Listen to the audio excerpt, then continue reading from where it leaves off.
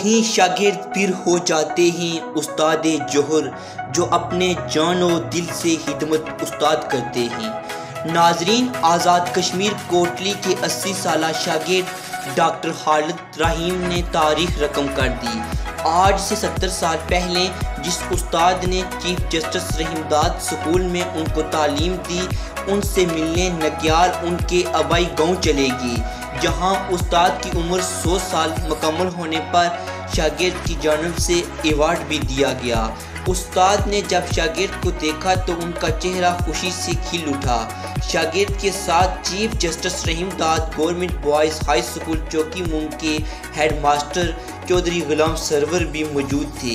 ये तमाम मनाज़र देखकर हमें ये सबक मिलता है, अगर हम ज़िंदगी में कोई मुकाम चाहते हैं तो हमें उस्ताद की कदर करना होगी।